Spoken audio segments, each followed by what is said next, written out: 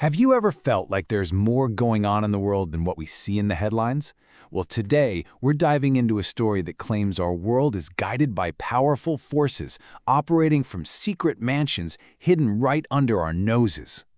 The book we're exploring is Raymond Bernard's The Secret Mansions of the Rosicrucians, and this quote really sets the stage perfectly. This isn't just about listening to some facts, it's an invitation to come along on a journey, to follow the clues into a version of history that is, well, very different.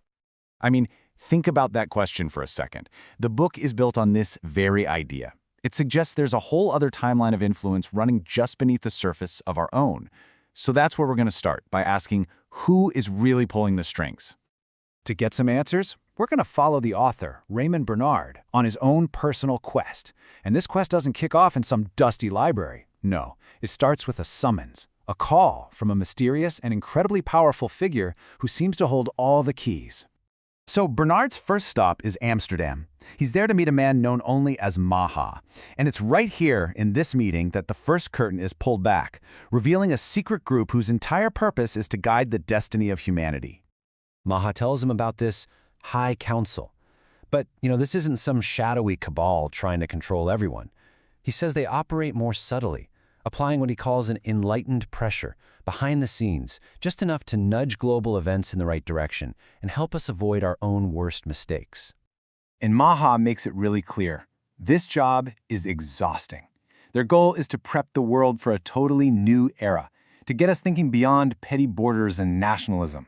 You could almost say they're trying to save us from ourselves, working from the shadows. Okay, so this is where the journey gets really wild. Bernard is actually granted access to one of the secret mansions themselves. And these places, they're not just fancy clubhouses. They're described as the living, breathing heart of this entire hidden tradition. Just try to picture this place. Bernard describes it as pulsing with this incredible, serene power. It's not a boardroom, it's a temple. It's a physical anchor for a spiritual mission where every single detail from the floors to the clothes is just loaded with symbolism. And who does he meet inside? The leader, a figure they call Pi Rosicrucians, or Father Rosicrucians, along with 12 masters. These 12 people are the absolute core of the mansion's power and its purpose. And boom! Right there, the book drops its first major bombshell. The famous Christian Rosicrucians wasn't one guy. He was a symbol for the combined wisdom of a council of 12 masters.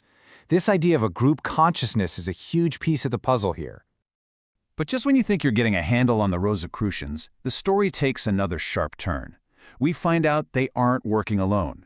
Bernard's journey now takes him deep into a secret crypt under Rome, where a shocking connection to another legendary order is waiting. This is where the whole thing just cracks wide open. Bernard meets this white cardinal, who basically reveals that this isn't a story about just one secret society. Nope, it's a whole network of ancient traditions, all secretly working towards the same goal. So the white cardinal lays out this completely different history of the Knights Templar. He explains that their public story, the Crusades, the banking, that was all just a cover. Their real esoteric mission was something else entirely, and it kept going long after the history books said they were destroyed. So what was their secret quest? The Holy Grail, right? Well, yes and no. The book completely flips the script here. The Grail wasn't some physical cup you could find. It was a state of being, a level of divine consciousness you had to achieve. And this was a truth that actually united groups we think of as enemies, like Christian and Sufi mystics. All right, everything has been building to this. We've got the High Council, the secret mansions, the Templars. All of these hidden streams are about to flow together and lead back to a single, forgotten source.